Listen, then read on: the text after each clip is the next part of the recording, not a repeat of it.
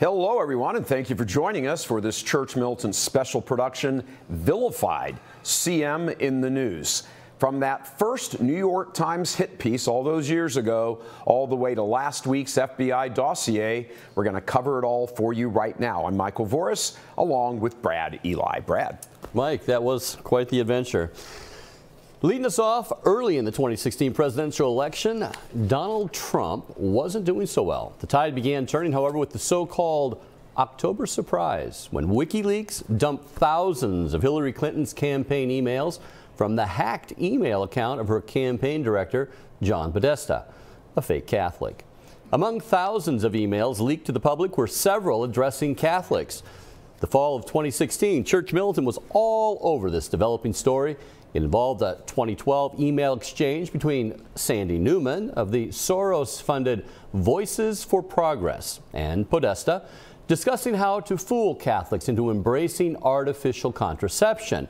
It's Newman who writes, "This whole controversy with the bishops opposing contraceptive coverage, even though 98% of Catholic women and their conjugal partners have used contraception, has me thinking there needs to be a Catholic spring in which Catholics themselves demand the end of a middle-aged dictatorship and the beginning of a little democracy and respect for gender equality in the Catholic Church." End quote. Well, Podesta answers her, "We created Catholics in Alliance for the Common Good to organize for a moment like this, not authorized by any candidate or candidates committee." Well, Church Militant is reporting on how Dems were playing Catholics, helped swing the Catholic vote very early in the morning on November 9th. Fox has called Trump. C-SPAN has called Trump. Yeah.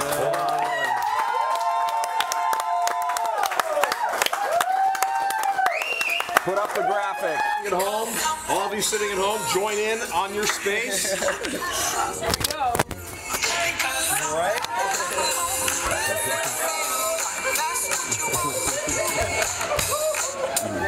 Thank you, heaven. Thank you, heaven. Now for the real celebration. Well, encore, Mike. Let's see it. Let's do it again. All right, so I gotta right say here. my dancing skills are better than that, but the desk, as you could tell from Brad, who was very nervous for you. that the desk was going to break underneath. That was happening because the night before, I'd made the promise that if Trump won, I'd get up and do a victory lap or victory dance on the desk, and didn't realize until I got on it just how shaky it was. Had your red socks on, ready to go. Well, you know, the left has never forgotten us for it. No, they have all the not. way from New York Times, which we're going to get into, and rolling on forward, and all the way up to this recent FBI dossier. They just keep hitting us, and it's because of that very thing, helping to swing the Catholic vote. I don't know how much we helped swing the Catholic vote, but you know what? To whatever degree we did, they hate us for. Well, if you remember, first of all, it was interesting. If you saw at the beginning of that, we said, you know, look, C-SPAN's called it, Fox, whoever it was, MSNBC, whoever we were naming out there. We had actually called it about an hour before that, and we were just waiting for all the networks. It was Pennsylvania, for those of you who remember that. Pennsylvania was the kind of, hey, what's going on here? There were not enough votes to overcome, for Hillary to overcome Trump's lead. If she'd have gotten all the remaining, I think it was 60,000 votes, it still wouldn't have been enough to overcome his lead. He won by 40,000. The reason we were so into that is because the 3 states that he managed to break through have higher than the U.S. average population of Catholics, which at the time in 24, I believe, was at 23%. And all 3 of those states have well over that. And, you know, we had been reporting on all of this because very early in that campaign, we weren't really paying that much attention to politics as a political process in the vote, but Hillary was standing in front of a group of, I don't think it was a Planned Parenthood conference, but essentially it's all the same. And she had said, religious values and teachings will have to change. And we were like, whoa, what? Pump the brakes. And because she said that, we turned our guns specifically towards the political arena and then started covering it and all of that. And because of it, you know, in those, in that run-up, we specifically spoke to Catholics in those states, those battleground states, which Trump won. And Trump won about 52% of the Catholic vote in that election, 51 to 52. And he was trailing behind on the Catholic vote. Yes, he was. Well into 2016, all the way up through the summer, really. Yeah. Really up until that October surprise when the WikiLeaks all came out. Yeah, it was very, it was very, and of course, so we get targeted.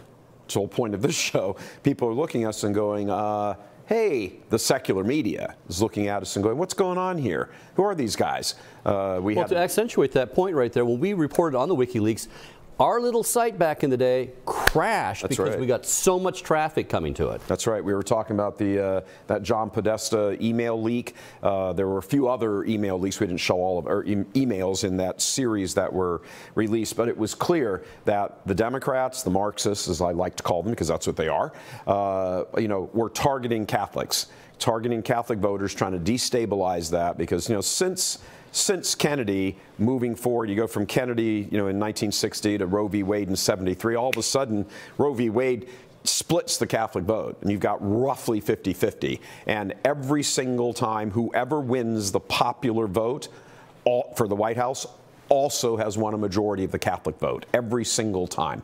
Even though Al Gore lost because of the Florida hanging Chad thing, Al Gore, although he won the popular vote, lost the Electoral College vote, he won a greater percentage of the Catholic vote.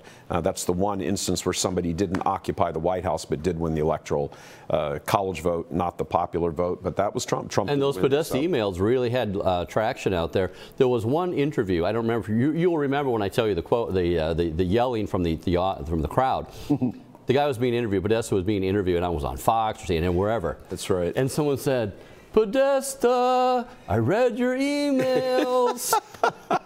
Yeah, that was actually very difficult for them to overcome. You don't need an awful lot. This people don't understand. You don't need hundreds of millions of voters to swing their votes. No. In this kind of a electoral environment, which has really, let's face it, has been the case. This entire millennium so far. It has been the case this whole century. You go back to 2000, it's a margin here or there. Obama got elected because he said, let's just peel away enough of the vote in some of those Republican categories. A few thousand here in this state, couple thousand over there, 500 or 600 in this precinct. That's all you need. The margin is so close that, if you win, Trump's total margin, I believe, was 80,000. There were a majority of them, a majority of those voters that were Catholic voted for him. And that's all we were talking about the entire 6-7 months before that election. Catholics, you have a duty to not vote for Hillary Clinton. Well, the unique thing about Church Militant, unlike the Catholic establishment media, we actually cared about who got in the White House because of the fact that, like you say, religious freedom was under fire from Hillary Clinton. We couldn't really tickle the fancy on Catholic voters on abortion. They did not care about abortion really couldn't. But they didn't want to be played. They didn't want to be falsified. They didn't want their, the Catholic Alliance and these other, there was two groups actually that were formed out there by Podesta's left. And they were actually there to just falsify the Catholic presence. And they didn't want that. And that reporting really took home. The secular world is Luciferian media. They don't really care. The Catholic establishment media is really under the blue Dem, bishop establishment. And so we were the ones that actually did the reporting on that. And that was that one little Achilles heel that was able to bring the Catholic vote around to Trump. And again, you don't need things. It's just the margin. It's just very, very, very tiny margin. A couple thousand here or 5,000 or 6,000 over there in any of those battleground states, the famous blue wall that Trump pushed over in Wisconsin, Michigan, Pennsylvania. He pushed it over, and that's what got him in the White House. A little mortar here, a couple bricks there. That's about it. It doesn't take an awful lot. It really doesn't. Well, the fact that they actually focused on Church Militant after that kind of surprised me, that they were actually really saying, you know what, you guys may be small, but you cast a big shadow. You can make a lot of noise. And that was picked up all through. We're going to find out all through the night here. And we really wanted to set it up here because of the fact of this. We were called LGBT hate groups, racist, alt-right, whatever you want to call it. It really came down just to reporting on a few of those key stories. And that's what was taken in because it had an effect. Trump got in the White House. So I think that particular thing right there, you have to read the rest of this show in context of that. Yeah. To really understand, well, why does the left hate you and vilify you and everything? Well, it's just because of that particular issue. Yeah, I mean, you have to really consider, and that's a good point for watching the rest of this. Understand that we weren't really on the secular media's radar. No. We had, when the 2016 election came along, we'd already been in existence 10 years. And really, why would they pay attention to us? We were talking about Catholicism, and that's fine. We didn't invite them to come do stories on us, and they didn't call. But it was that 2016 election and sort of the run-up to it. All of that, once we kind of stepped into, what they considered their sacred arena, all of a sudden, some of their cannons turned our way. Well, there was that Vortex you did on Constantine, right? Trump and Constantine. And even the right media, the media that's really not establishment per se, who should have cared about getting Trump in the White House, really didn't want to get their feet dirty at all with the politics of it. I don't have time for this, and politics, they all denigrated that. But then after Trump gets in there, well, they're all, happy as can be to say, oh, well, religious freedom, he's standing up for that, and he got pro-life judges in, and now, all this. Well, didn't you see down the road that could happen? You get a Constantine who's not a perfect man. Yeah, that's all we talked about the entire time in the run-up to it. Trump's not Catholic. Hillary wasn't either, but Trump's not Catholic. Democratic past. It became kind of as a moving down the road, what's your best option? And, within the Catholic world, there has always been this kind of, well, if they're not 1,000% Catholic, then I can't vote for them. And that, that's an argument that you can certainly respect. That's fine. On the other hand, there is, well, you have to be involved in politics, and you're never going to have, from a Catholic point of view, the perfect candidate. So you just cede the ground, to the Marxist side of the house. And they're going to make life miserable for you. Yeah, I mean, I think when it came down to it, our take on all of this was pretty straightforward. It was a Trump presidency gives faithful Catholics breathing room. Gives us breathing room where we're not immediately on the defensive, like we had to be in Baltimore, for example. You have to, everything you do is immediately under fire, and you're constantly playing defense. We thought, well, this is good because he'll defend religious freedom, he'll put pro-life judges on the Supreme Court. It gives us, and that was our entire impetus. This will create a better atmosphere. A Trump presidency will create a better atmosphere for faithful Catholics than a Hillary Clinton presidency. That's all you can ask from government. That's it. All right. As we, Brad, you're up. Rolling back to December 2016, the New York Times was the first mainstream media to attack with an article ultimately acknowledging Church Militant's role in Catholic conservative politics discourse. As the Trump administration prepares to take office, the use of church militant theology has gone well beyond its religious meaning and has taken on a political resonance. To fully grasp what church militant means in this highly politicized atmosphere, it helps to examine the broader movement and the role of traditionalist Catholic website called, to no surprise, churchmilitant.com. For some Catholic scholars and anti-hate advocates, the emergence of church militant theology in a politicized and highly partisan way is disturbing. Well, okay. The fact that New York Times really, they kind of bobbled things a little bit here. They did. They go back to church militant being tied with Steve Bannon and, the 2014, he wants his school of political thought out there. In Tresalti at the monastery. Yes, and they kind of tied that church militant, which is the idea of the actively fighting out for your salvation, because you got to fight the world, the flesh, and the devil. Nothing to do with AR-15s, nothing to do with grenades. That fight there has to do with the spiritual battle, first and foremost, inside of yourself. Correct. And trying to use grace, and you got the devil trying to get you to sin, the people trying to get you to sin, and your own fallen human nature just dragging you down. Right. So the idea that the church militant, that whole militant thing today is very political and militaristic. Well, there is that, St. Paul talks about take up the sword of the faith and the shield, and all this type of stuff. Fine. But New York Times kind of conflated or put together this idea that what Steve Bannon and his church militant movement was actually us and our church militant movement. So it didn't, they kind of fuzzed it in. When I had the conversation, I was interviewed for that in the old control room for about, I want to say it was about an hour or so that I was interviewed for it, and I had to keep explaining to the reporter, who turns out was the reporter's name attached to the article also. I had to keep explaining to him that difference, that the church militant is a theological concept to describe the life of faithful Catholics here on earth, fighting flesh, devil, world, interiorly, so you die and go to heaven.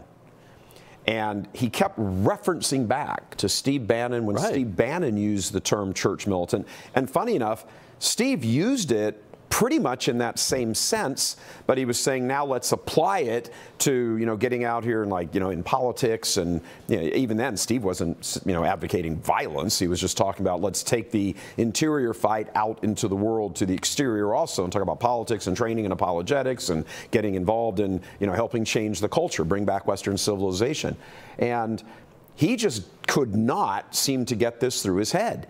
And he misread Steve Bannon's church militant, couldn't quite understand the term. He told me he looked it up online and said, well, this still, I know it's got this interior life thing to it, but, there's the Crusades and the Inquisition. And I said, those are sort of separate things, everything to do with the church militant. He said, yeah, but there were militaries involved. And I'm like, oh my gosh, how many times do I have to? And so when the report came out, that church militant report came out, it was, here we are, we're churchmilitant.com is somehow tied into, on the edge of political overthrow and some sort of violence, and friends with Steve Bannon. I had not at that point spoken with Steve Bannon, and I'm not sure ever in any way, and communicated with him anyway at that point when he did the interview with me. And I was, he seemed incredulous about that.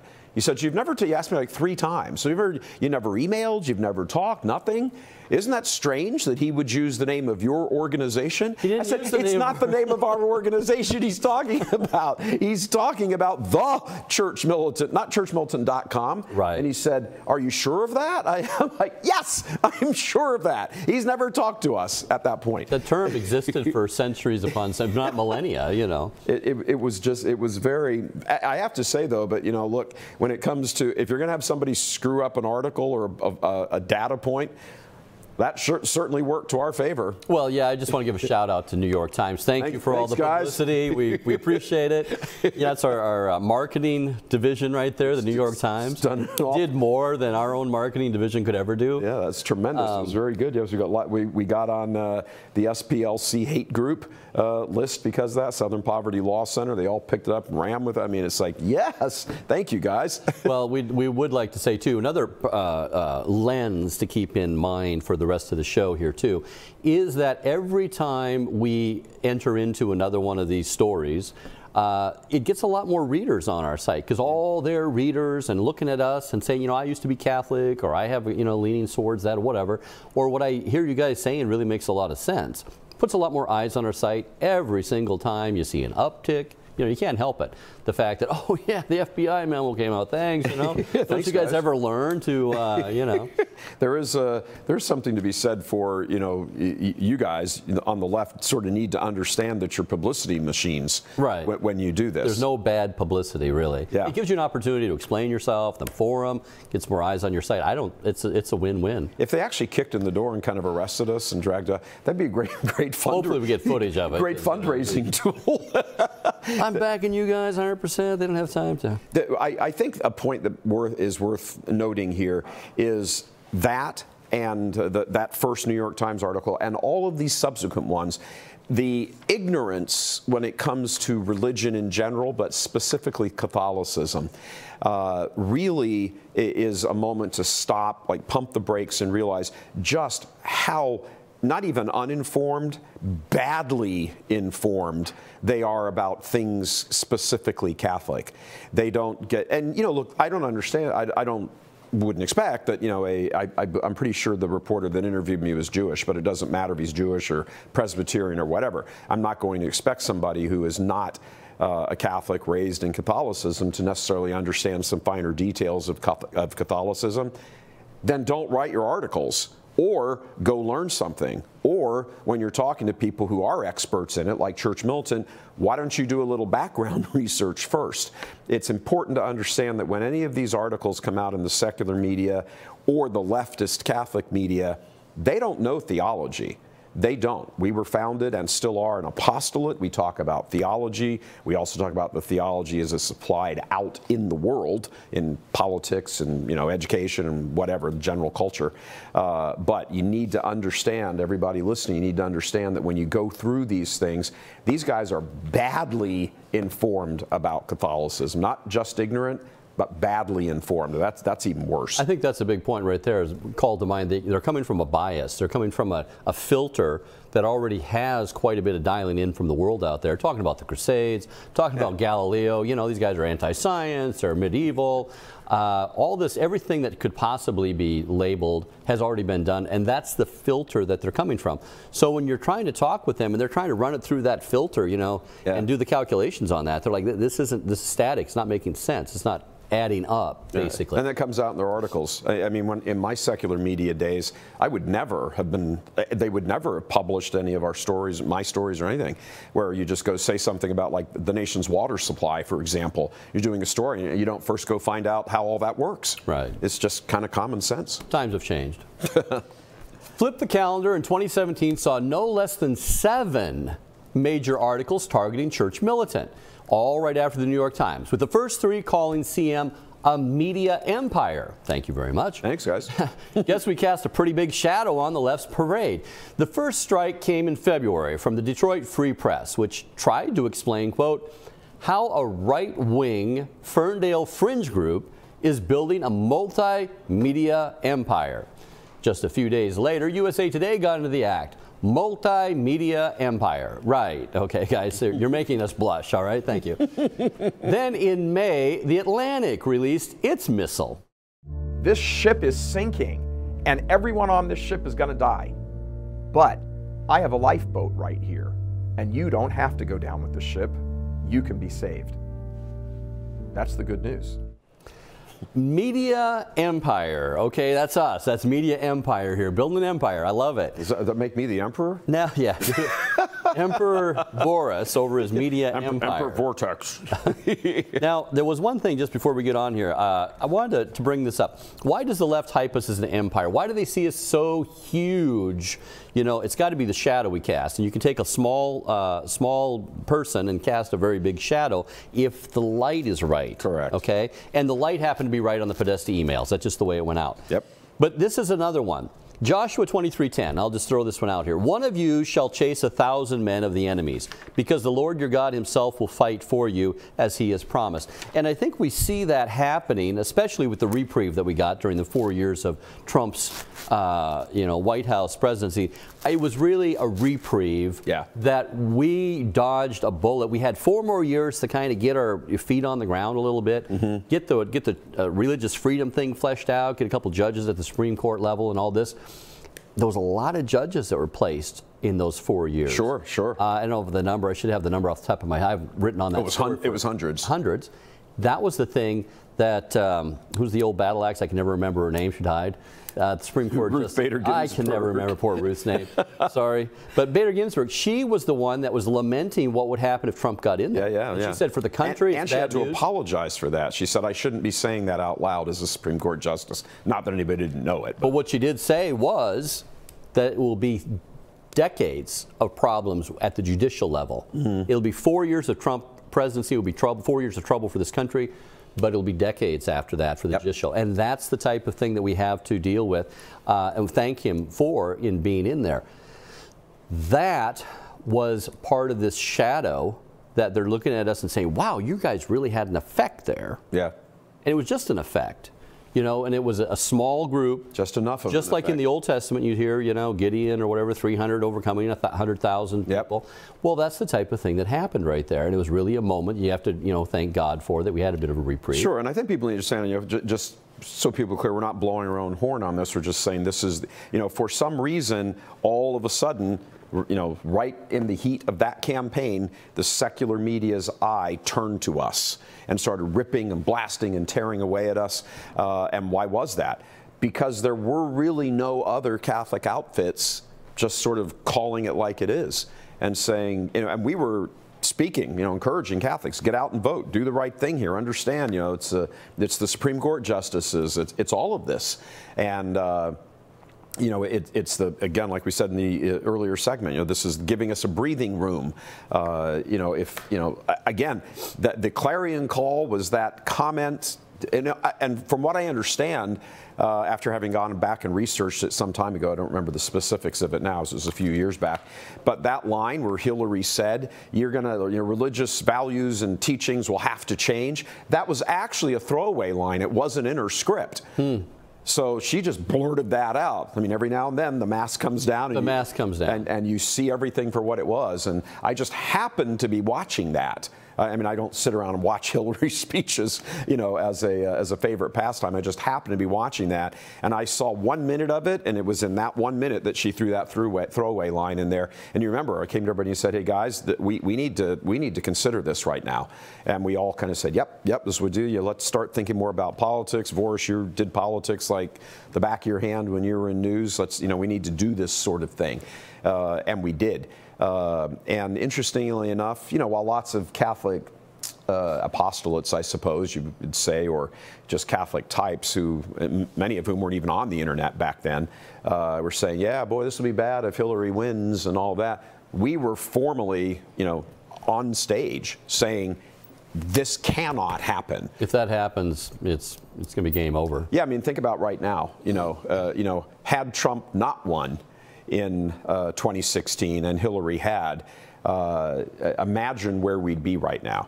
Going into the Biden administration with a year or being in the right now, we'd be in Hillary 2.0. Oh, Hillary 2.0. It would. I mean, Trump upset the plans. That whole Trump personally, obviously, calling out and fake news and the swamp and all that stuff and everything. But the policies he got to put in place and the tax rollback and the economic improvement and all of that completely upset the stage for what was supposed to be a rather smooth transition to the Marxist complete takeover. Yeah. And what did they spent 4 years of his presidency trying to undo all of that and call him into question and then impeach this and impeach that and this, that, and the other. And then 2020 happens, and we'll just leave 2020 at 2020 and just say we're all pretty sure what happened in 2020. Don't say anymore, we'll be banned from YouTube. And then, so what happens after? What happens after that? Okay, so the first 2 years of Biden has really been undoing Trump. So whatever their schedule is they have in their mind, Nancy, John Kerry, Biden, Durbin, Leahy, all of them, everything they had in the works got delayed for 4 years and even a little bit more. There was enough in the 2022 midterms, enough to take back the House, barely, but nonetheless it did. Disappointing showing, but nonetheless it did. And that upsets the plans as well. We were supposed to be in Marxist nirvana right now, according to them. And we're not there. Yeah, and it was that little itty bitty marginal Catholic vote in those few little areas where it needed to happen that prevented this from happening. Yeah, we were the ones to help get that Catholic vote out there, and they just cannot get over that all the way up until recent times. And I'd like to also say the fact that there was one thing that Trump did during his presidency that we took exception to, and that was his pro-LGBT, along the lines of religious freedom, you might say. Yeah. And we're not really on board with that particular extension of his program. Sure. And that didn't stop us from saying, go vote for Trump. Yeah. So when the rest of the show, keep your filter on too, because we're going to see LGBT hate group. Okay, well, we still voted for a pro-LGBT president, yeah, right? With regard, or at least I think in 2016 it'd be more fair to say he certainly appeared to be just LGBT indifferent. Okay. He didn't really. I mean, I don't remember anything from the campaign where he was out there, campaigning for it or anything like that. It was really just America first, and blah blah. Of course, America first from a Catholic point of view that needs some polishing. Absolutely. That needs some bringing up and fixing and adjusting. You know, lots of things in America, you know, are not good and are not only, you know, not Catholic, they're also anti-Catholic. Absolutely. So anyway, we're going to be taking care of all of that as we continue moving on with the life of the apostolate. So after all of the secular media, next, the left-wing Catholic media began weighing in. May 2017, the National Catholic Reporter, rightly dubbed the Distorter, fired off an article penned by dissident Michael Sean Winters, who wrote in that article, quote, "What you will not find at Church Militant is much in the way of learning. The Church's intellectual tradition is one of its true glories. Voris makes lots of assertions, but he doesn't have two theological pennies to rub together to save his life. There is none of the subtlety that must attend all forms of human knowing, and still less any humility of the kind that is when appropriate when discussing the mysteries of God. Voris knows nothing about the history of the Church, a history with much gray that doesn't fit well into the black or white vision Voris spews." The next mortar came from Rome. In July, Pope Francis's confidant, very close confidant, fellow Jesuit Father Antonio Spadaro, the editor-in-chief of the Jesuit journal La Civiltà Cattolica, took aim at Church Militant. Spadaro co-authored a piece slamming conservative Americans whose political proclivities, rooted in mutual moral concerns, maybe not so much theological, but certainly moral, he denigrated all of that cooperation as an ecumenism of hate. Titled Evangelical Fundamentalism and Catholic Integralism in the USA, it compared the country's authentic Christians to the terrorist group ISIS and took a direct swing at Church Militant. Quote, "There is a shocking rhetoric used, for example, by the writers of Church Militant, a successful U.S.-based digital platform that is openly in favor of a political ultra-conservatism and uses Christian symbols to impose itself. And to show its own preferences, it has created a close analogy between Donald Trump and Emperor Constantine, and between Hillary Clinton and Diocletian." Apologies to Diocletian.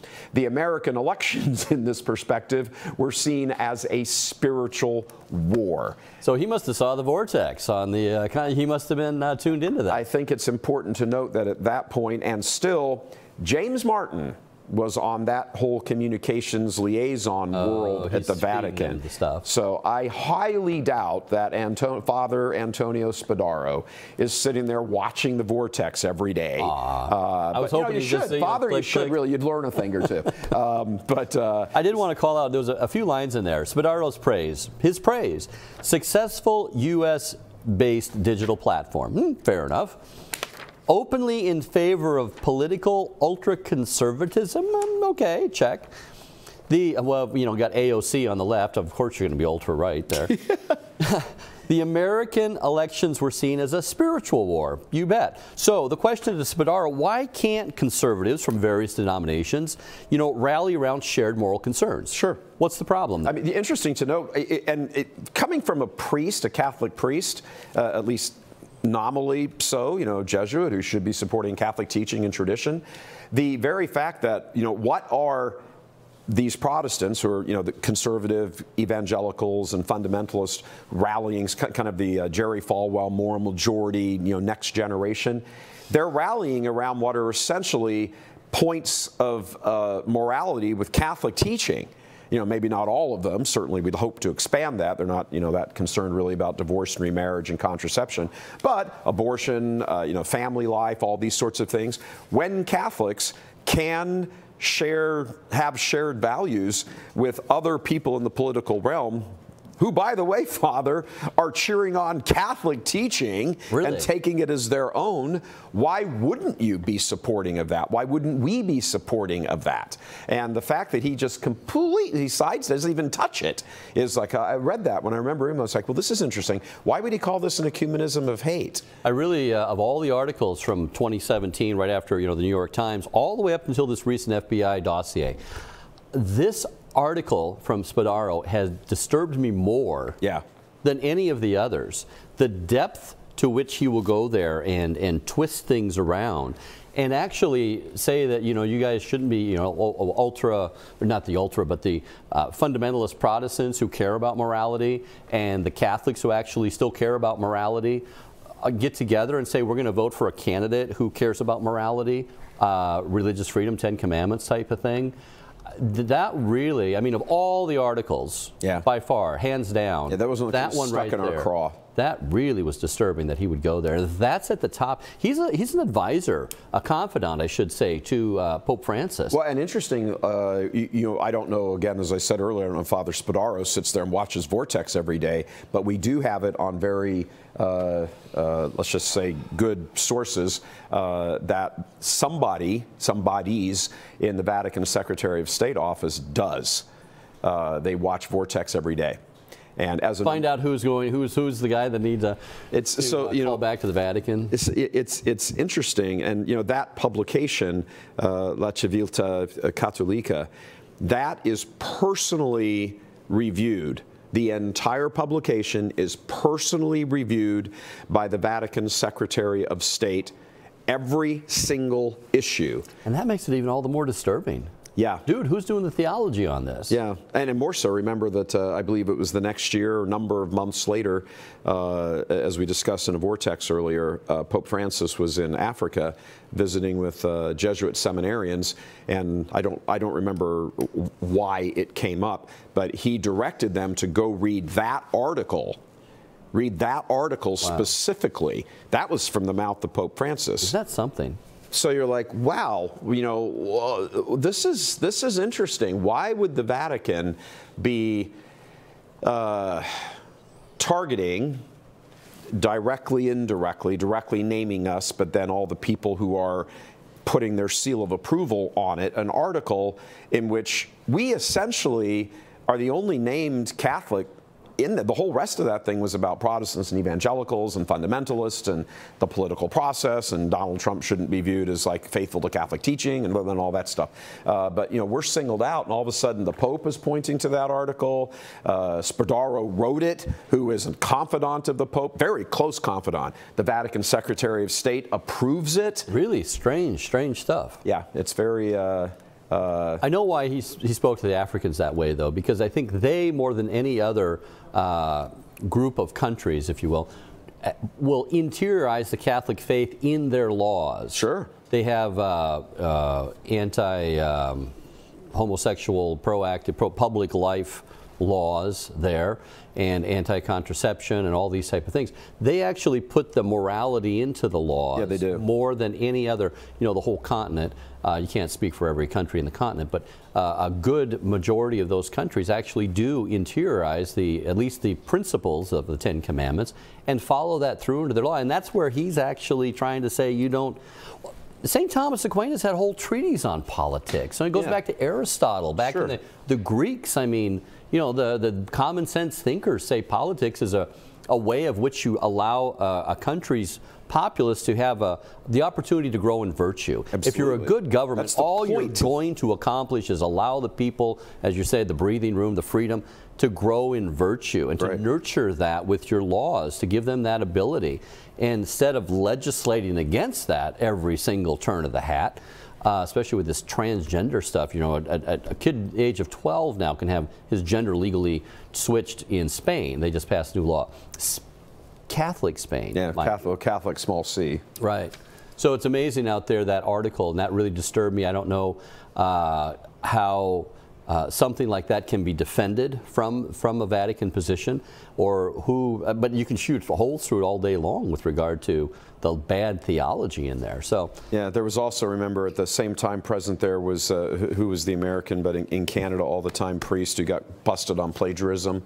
Salt and Light. Thomas Rosica. Yeah. Thomas Rosica, who ran essentially Canada's version of EWTN, although nowhere near as orthodox in its presentations most of the time. He was there also. He was in the Vatican. I mixed it up with him in 2014 and 15 in person in the Vatican Press Hall. He did not like church militant at all. And you know, held up you know, essential heretics and you know, priests and bishops who, it turned out, were homosexual and got busted. He held these people up as heroes to him. Also, himself. his theology, he told you his theology is his eschatology. You might say the church doesn't believe in mortal sin and people going to hell anymore. He said something about Michael. Yeah, the church doesn't teach that anymore. Right. Father Rosica. Anyway, he went on to get busted for plagiarism, and now we haven't heard from him for a while. Yeah. But he did his damage. I'm convinced that he had a finger in that article. The same month, another self-styled Catholic journal from Europe, Commonweal, fired off an article by Paul Moses with Church Militant in the crosshairs.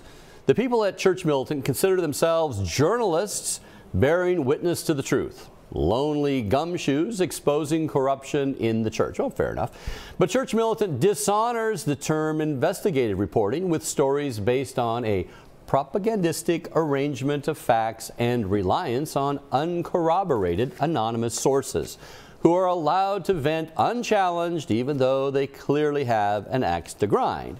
He then adds, no one can really say who is a journalist except for him and who is not, but as someone who has spent a career writing and teaching journalism, I cringe at Church Militant's claim to be a journalistic outfit devoted to the truth. We cringe at you, Paul. Moses then includes a quote by Catholic League's Bill Donahue, calling Church Militant right-wing nuts. Now here's Donahue rant, okay, that Paul Moses thinks that he can just go ahead and drop in his news piece. The crazies on the Catholic right have set their sights on Cardinal Donald Wuerl, Archbishop of Washington. Why? Because he is close to Pope Francis and they hate the Pope. No, we don't. The attacks are coming from the Church Militant, a loose gang of angry right-wingers who specialize in character assassination, like this very quote here, and American Spectator hater George Neumeier, God rest his soul. God rest his soul. Well, okay, the best the Catholic established media can do is just go ahead and get some crazy crank on, you know, like Catholic Donahue. Mr. Investigative Journalist Paul Moses didn't happen to mention that Bill Donahue makes $1 million a year and gives himself raises. Right, and he put about Cardinal Wuerl in there. Were we right? As if that doesn't shoot himself in the journalistic foot. That didn't age well. No, it didn't. That quote didn't age well. Lying, dishonored. You know, who disgracefully said, I'm going to resign. Decades and decades. Oh, this isn't true. This is decades and decades ago. Yeah, it turned out it was very, very correct. Well, the hubris there in Paul Moses in going ahead and... I've taught journalism forever. No, you've taught Paul Mosesism forever. If he was such a journalist, why didn't he see all the problems with Wuerl prior to the very moment when Wuerl said, okay, I lied, I'm sorry, I'm getting out of here in disgrace, and crept off? You know, they miss those stories all the way along there. So it's interesting again that we're in the part of the show here we're talking about the response from the Catholic left, of which Moses is a member, and the only reason we say Catholic in front of it, we don't really believe they're Catholic in the sense of believing and embracing all the teachings and truths of the faith. We just say it to distinguish them from the secular left media. But as we look at all of this, you have to say that shows the link up between the secular left and that the Catholic left is really nothing more than the secular left with a big cross on the wall. I mean, that's really what it is. And you know what does that sort of Catholic leftist media do?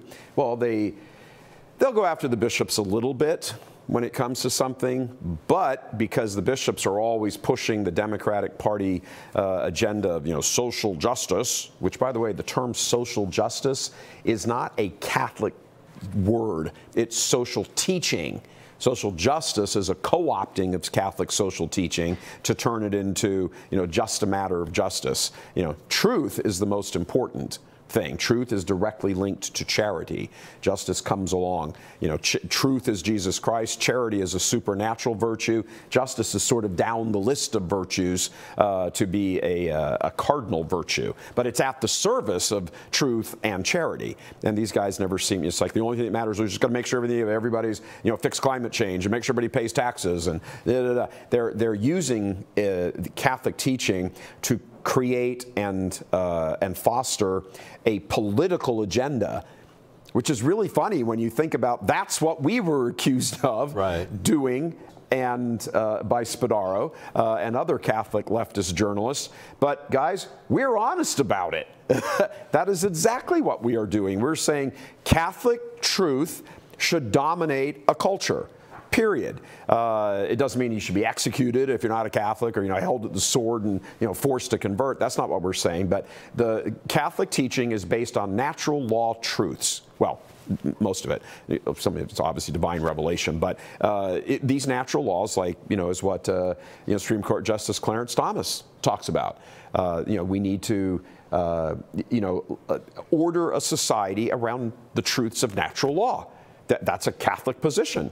So yeah, we don't hide from that at all. We don't shrink from it. We say it constantly. Here we are saying it again. But these guys won't say that about themselves. They'll promote the causes. They'll talk about them as though they're good, but they won't step out of their story, whatever their story is, and admit, we think this is the way to lead the world and we want to push this agenda. We do that. They won't. The agenda that they're pushing are all political questions. They're really in lockstep with the left with regard to immigration, you know, climate change, and these. We actually say it was good that Trump got in there so he could get good Supreme Court justice in there, so you can actually have a pro-life reading.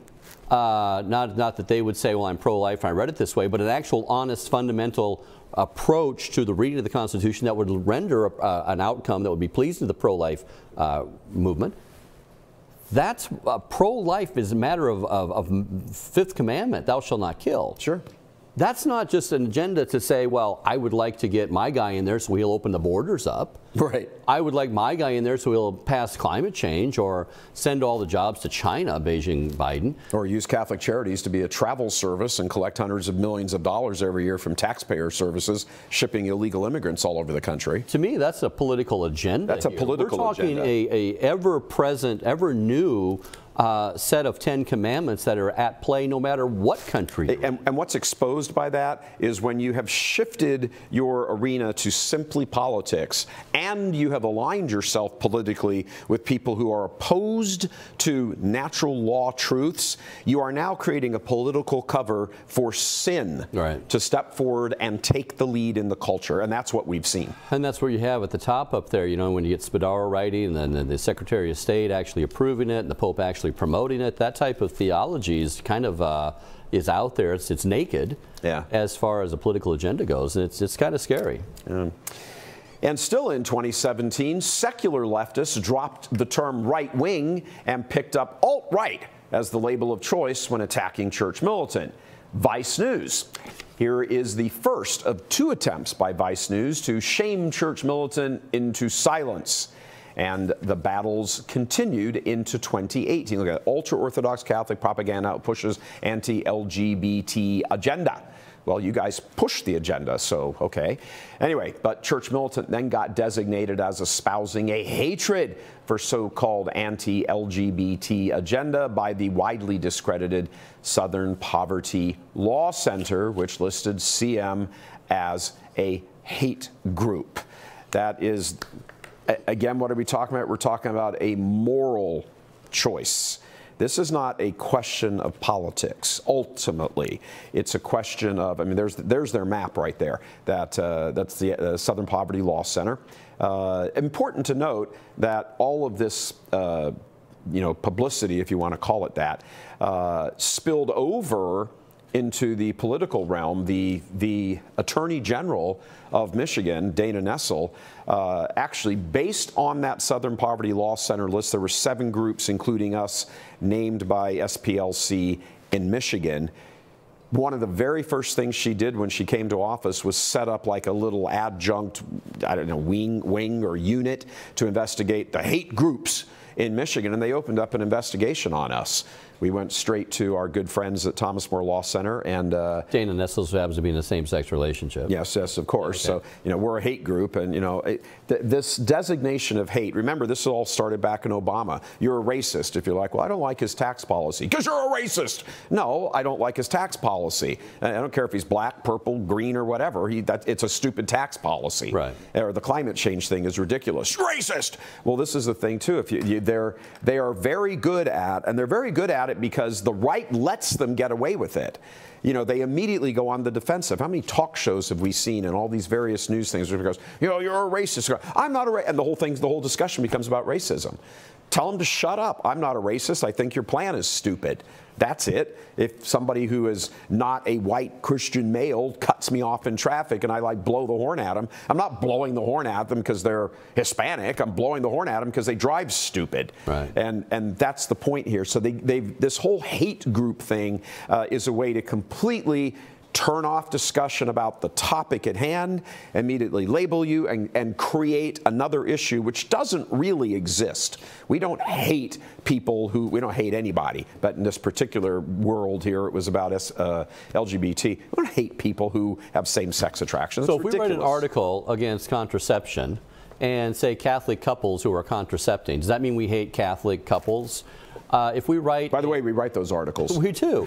If we write an article about how divorced and remarried shouldn't receive Holy Communion, does that mean we hate all the divorced and remarried people out there? Yeah. Well, if we write an article, and we say, if you're not Catholic, you should convert. Does that mean we hate you because every you're single not person Catholic? is not Catholic? Of course not. Crazy. The idea that LGBT happens to be a specific thing is more emphasized by that side of the group. And even in that side of the church, I really cringed at 2014 with the relatio, midterm relatio, and it said homosexuals have gifts and qualities. My goodness, you're gonna take that whole person there with every gift and quality they have, and you're gonna label him as the totality of that as a homosexual. Period. Right. That's his moniker. That's it. That's it. That's all he is or she is. Really? Yeah. So to me, that really is a low bar you're setting for that particular an identity there. You just strip everything from that person, right, and all they have is some same-sex attraction going on. Yeah, it's a very disturbing way for for the culture to view people. Again, you can sort of understand it coming from the culture. You got to fight it. I mean, it's not right, but at least you go, okay, well, they don't know Catholicism. But when it's coming from people who are baptized Catholics and obviously badly formed, including clergy, that is a very serious problem. Yeah, and just for the record, we do want LGBT people to convert, just like everybody to convert to a good 10 Commandment moral way of life, so they can be with us forever in eternity if we ever make it to heaven ourselves. That's it. In 2019, Michigan's lesbian activist, leftist attorney General Dana Nessel, who we were mentioning here, announced the formation of a hate crime unit. That's the one we were just talking about. Yep. And a database to track incidences of so-called bias or hate. Nessel's office confirmed it was using the SPLC's designation of Church Militant as a hate group. Thank you very much. For the basis of some kind of investigation. Richard Thompson from the Ann Arbor-based Thomas More Law Center, great group, said that this hate crime unit had no policies in place to safeguard the constitutional rights of individuals who committed no crime but are being investigated for espousing traditional marriage, has no clear definitions of bias incidences or hate crimes against LGBT persons that are backed up by Michigan statutes or court decisions, has failed to provide any clear policies or parameters governing the prosecution of hate crimes, nor does it have a clear definition of what constitutes a hate group. So, we're going to have this I mean, we just talked about that. This, all of the publicity turns into something actionable by the government. And that's the point. That's why people are scared about that FBI dossier, and rightly so. And we have to say the SPLC, which is the same group that's being, we're going to find out later on in this broadcast, is the same group that the FBI dossier is based on. Yeah. for all the radical traditionalist groups out there. I can't believe how this group, SPLC, which has been so discredited. And discredited. Their original owners got busted for ripping off hundreds of thousands of dollars, and yeah, because they serve the media narrative. I mean, that's essentially it.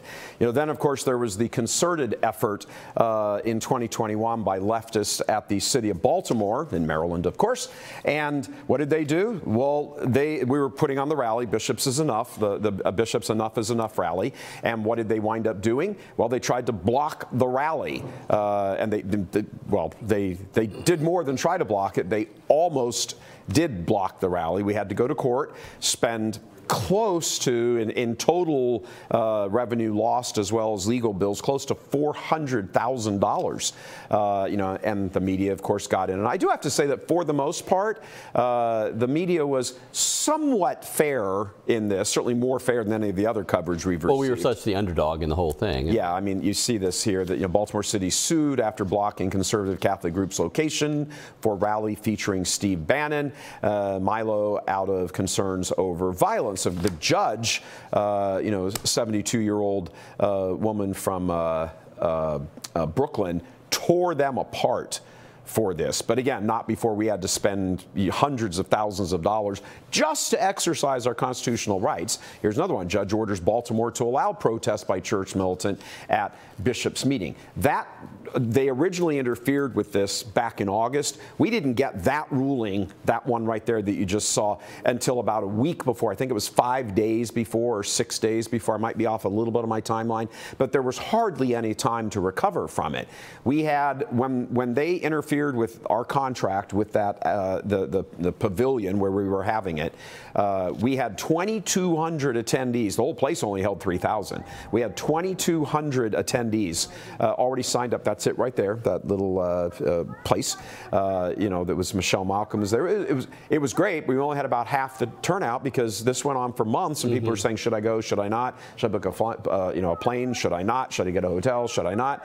And it largely accomplished what the city, and I'm pretty sure the USCC bishops had done behind the scenes as well. While they couldn't prevent it, thanks to the court ruling, they watered it down sufficiently so about only half the crowd, maybe a little less than half the crowd, was actually there. Also, the city, and this is the danger when you start talking about going after City Hall, and I think a lot of people don't quite understand this. City Hall, unless you're Elon Musk, City Hall has more money than you. And it's not their money. And it's not their money. They don't mind spending it. They keep spending it. They got destroyed in that ruling by the judge. 87 pages, tearing them from limb to limb. At that point, our bill wasn't, it was high. It was $230,000, $40,000, I think, at that point. They appealed it to the U.S. Fourth Circuit, which means we had to go to court. And when you go to an appellate court because of the expertise you need to have, that costs us like another $140,000 for them to shut down the city with one sentence. Yeah. So this is how they play. It's not their money. They don't care. We keep it moving. And all they're trying to do is buy time. That's it. Get you up to your event, and then you're over with. Yeah, and you're done. Now, even the FBI, as we all know, is targeting church militant. On page 4 of a now retracted report, thanks guys, the FBI calls out church militant as a far-right Catholic media outlet that supposedly is part of a white nationalist movement. This all came out, of course, right here in this uncovered D.C. report by Kyle Seraphin, who is a good Catholic, who got this from a leak in the Virginia field office, Richmond, Virginia field office. And it's important here that, we understand what's going on. He released the report, and there we were being discussed on page 4 of that. I don't really care that the FBI backtracked on it. The FBI backtracked on it because it got leaked. Right. And then they just got swamped. Do we really think? I mean, there's an investigation. They said, we're doing an investigation. Are you telling me it's been 2 weeks now since that came out? It takes you 2 weeks to figure out who wrote the report? Don't you just go to the guy and say, hey, who put this in? Can't you? Hey, guys, let's get the Richmond field office together. It's not like you have 7,000 people working in the Richmond field office. Right. Who wrote the report, Probably guys? wasn't the cleaning lady over there. Yeah, who is it? Who wrote the report? Where'd you get the information from? They came out and said, oh, we don't use the SPLC. It's not a, a valid source. I mean, on and on and on. Hey, Are you going to fire somebody? You're going to name who did it? Who else was with him? That guy has a boss who said, okay, this is fine. Who assigned it to him? Start trickling the information out. We're going to find out all of this the same way we're going to find out who leaked the Dobbs decision draft. You mean never? Which means, yeah, the 12th of never is when we'll find this out. Right. And as far as alt-right white nationalists, okay, I'm white, I can't help that. Nationalist, do you mean that I love my fatherland? Am I patriotic? You know, the Catholic Church calls that a virtue. Yeah, it is. Patriotism is a virtue. Okay, to have your love of your fatherland. So what is the problem with that, unless you're trying to say somehow we're racist or we hate everybody else in the world? And where's your basis for that? Yeah, it's, are we Christian? Sure, we're Catholic, as a matter of fact, the original Christians. White, yeah, but I mean, the implication is that you don't love, care, have any compassion for somebody who isn't white. That's ridiculous. Most of the Catholic Church today in the world, the 1.2 billion, are not white. It's largely confined, for the most part, if you throw in Australia, it's largely confined to North America, and that means from the Rio Grande up, not Mexico and some of Central America, and Europe. That whole thing doesn't comprise 40% of the entire world population of Catholics. Most of the Catholic Church is not white.